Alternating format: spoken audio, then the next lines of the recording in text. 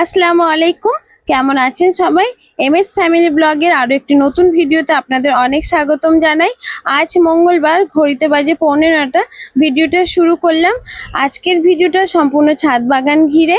তো আজকে কি কি গাছ আছে, কি কি গাছ লাগিয়েছি, কিভাবে গাছ রিপোর্টিং করেছি আর কিভাবে আগাছা ক্লিন করেছি, এগুলো নিয়েই কিন্তু আজকে আপনাদের সাথে ভিডিও শেয়ার করতে এসেছি। আশা করছি আপনাদের অনেক ভালো লাগবে। আপনাদের ভালো লাগা থেকে, ভালোবাসা থেকে একটি অবশ্যই লাইক আর একটি কমেন্ট করে পাশে থাকবেন। আর যারা নতুন দেখছেন তারা অবশ্যই সাবস্ক্রাইব করে দেবেন। আর যারা ফেসবুক থেকে দেখছেন অবশ্যই ফলো করে দেবেন। আর আমি গাছে কি কি গাছ আমার আছে সেগুলো আপনাদের সাথে কিন্তু শেয়ার করছি। আশা করছি আপনাদের অনেক ভালো লাগবে। দেখা যাক। বাড়িতে যে আদা কেনা হয়, সেই আদা থেকে এরকম কলম বেরিয়ে যায়, সেইগুলোকে নিয়ে আমি কিন্তু এইগুলো গাছগুলো লাগিয়েছিলাম। এত বড় হয়ে গেছে, বেশ বড় লাগছে, বেশ সুন্দর লাগছে, ভালো লাগছে। এটা হচ্ছে আমার আদা গাছ। এই আবর্জনাগুলো যেগুলো থাকে সেগুলো মানে এগুলো সরিয়ে দিলেই ভালো, কারণ এরা মানে মাটির প্রোটিন পেয়ে কিন্তু এরা বড় হয়ে যায়। এদের মেন যে গাছ বড় হবে সেটা থেকে কিন্তু ওরা প্রোটিন নিতে পারে না। আচ্ছা, যাই হোক, এইগুলো কিন্তু আমি আবার এর মধ্যে পুঁতে দেব। আর আমার আদা গাছগুলো জাস্ট দেখুন, মাশাআল্লাহ অনেকটা সুন্দর করে বড় হয়ে উঠেছে। এই যে পুঁতে দেবো এবার এগুলো এবার পুঁতে দেবো এখানে।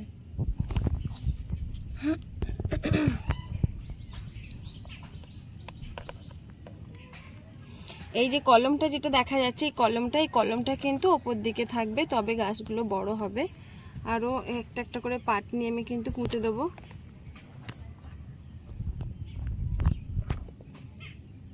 দেখা যাচ্ছে এখানটায়, আমার এদিকটায়। এবার এদিকটায় দেখ, এই যে আদাটার নিচটা এখানটা থাকবে, আর যেটা বেরিয়েছে যে কলমটা, এই কলমটা কিন্তু ওপর দিকে থাকবে। আর খুব রোদ্দুরের মধ্যে যখন কলম দেবে, এই কলমগুলো চুঁয়ে যাবে। যতটা পারবেন ছায়াতে রাখার চেষ্টা করবেন। গাছ বেরিয়ে গেলে তারপর রোদ্দুরে দেবেন, অসুবিধা নেই। আর দেখেন, এটা হচ্ছে নীলকণ্ঠ ফুল গাছ। প্রথমে যখন গাছটা নিয়েছিলাম একদম ছোট মতো, তো সব যে কুড়িগুলো ছিল না, কুড়িগুলো সব ঝরে গিয়েছিল। ভাবলাম আর ফুল মনে হয় ফুটবে না। বৃষ্টির জল পেয়ে কি দারুণ ভাবে হয়েছে, বেশ ভাল লাগছে দেখে। অনেকগুলো, প্রায় একটা গাছেই 5-6টার বেশি ফুল হয়েছে। আর এটা হচ্ছে আমার পুঁই গাছ। এটা পুঁই গাছ আমি দানা চারা করেছি, দানা ফেলে দানাকে চারা করে বড় হয়েছে। ওটাকে আমি রিপোর্টিং করে দেবো অন্য জায়গায়।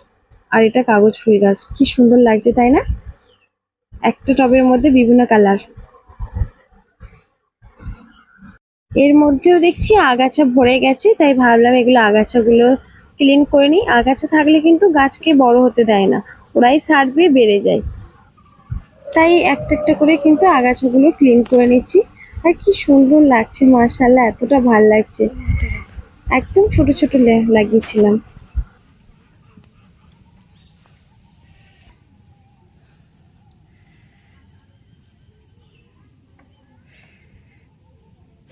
আমার গোলাপ গাছে 5টা কুড়ি এসেছে।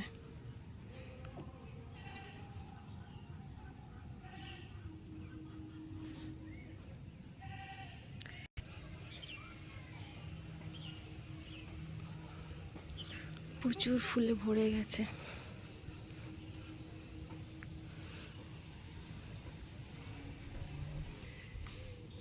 এই একটা আমার লজ্জাপতি গাছ, অনেক নাড়াচাড়া করার পর তবে কিন্তু পাতা গোটায়। আমি যেভাবে ফোনে দেখি সেইভাবে ভাবি হয়তো ও তা একটু টাচ পেলে হয়ে যাবে, কিন্তু অনেকটা বেশি প্রেশার হাত দিয়ে নাড়াচাড়া করলে না তবে গোটা। এটাই শুধু আমি যখনই ছাদে যাই তখনই কিন্তু এটার মধ্যে ট্রাই করি যে হালকা করে টাচ করবো আর একটা একটা একটা করে পাতা নইবে। অনেক রিলস দেখেছিস, তো সেইটা আপনাদের সাথে শেয়ার করলাম।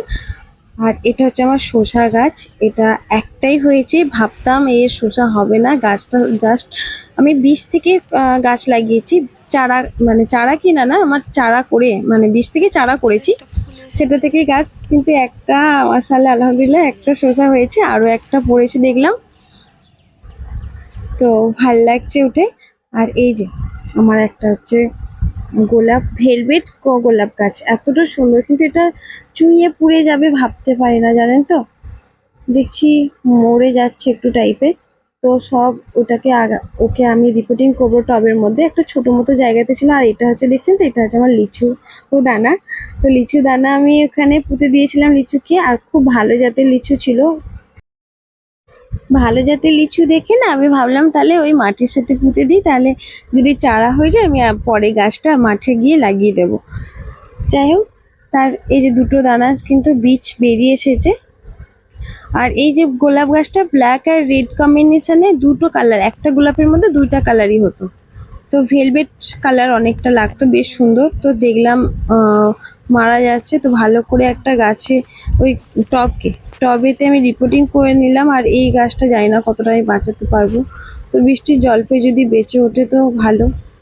তাই আমি রিপোর্টিং করে তারপর কিন্তু গাছের আগাছাগুলো ক্লিন করে নিলাম অন্যান্য গাছে। আর অন্যান্য গাছে এগুলো বর্ষার জল পেয়ে না এরা কিন্তু বড় বড় হয়ে ওঠে। তারপর কিন্তু যে মেন গাছ তারা কিন্তু খাবার পায় না, তাই এগুলো দেখবেন, ক্লিন করার চেষ্টা করবেন। আচ্ছা, আমি এখানেই কিন্তু এন্ড করলাম। সবাই ভালো থাকবেন, নেক্সট ভিডিওতে আবার দেখা হবে। আল্লাহ হাফেজ।